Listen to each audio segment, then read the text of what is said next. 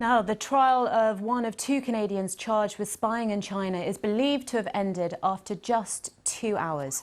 No verdict was issued after Michael Spavor appeared in court in Dandong. The two men were arrested 2 years ago, shortly after the detention in Canada of a Huawei executive on a US warrant. Michael Kovrig's trial is due to begin in Beijing on Monday. Well, let's speak now to Joanna Chiu, who is a journalist for the Toronto Star and also author of the book China Unbound, and she joins me now. Thank you very much for joining me, Joanna. Now, in the one corner, we have a Chinese executive under house arrest in one of her homes in Vancouver. On the other, we've got the two Michaels, neither of whom had until very recently been seen in public for over 2 years. Is this China's way of doing democracy? I don't think anyone observing this will think that this is China demonstrating its democracy or that it has a rule of law system.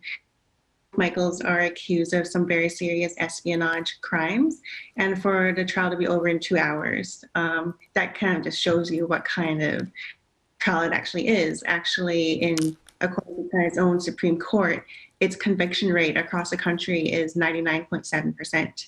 So most people will not be acquitted at all in China, virtually none. So experts tell me that the two Michaels will, if there is a verdict, they will definitely be found guilty. And this timing during the talks in Alaska between US-Chinese officials is no coincidence. China sees Washington as having the power to end everything and to free the Michaels by dropping its extradition request of Meng Wanzhou.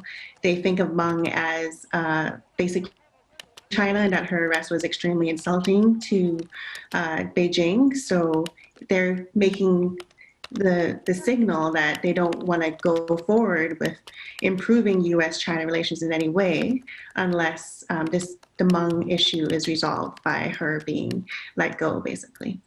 Now, Michael Kovrig is due in court on Monday, excuse me. You know him personally. What hope do you have of his freedom, given that Michael Spavor's trial only lasted 2 hours? Even going in before Spavor's trial started, there was very little hope. I think the family members just are waiting for something on the high levels to happen to somehow resolve the case in a way that definitely won't happen in a Chinese courtroom.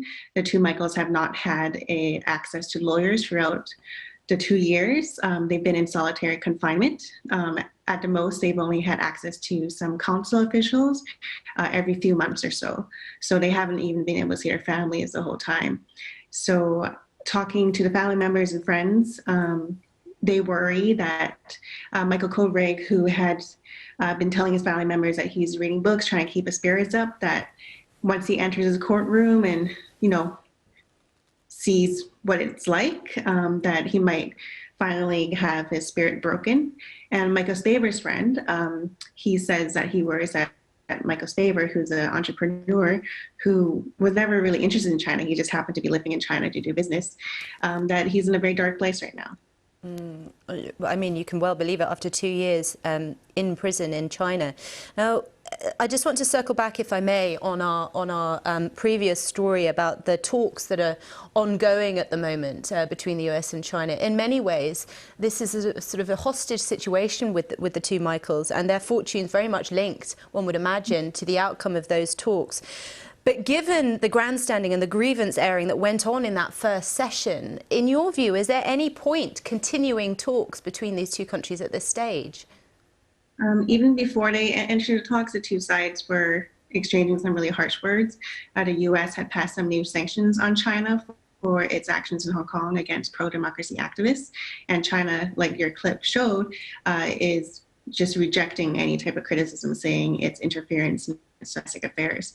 So it looks like going in, Biden's administration might have wanted to at least open channels of communication.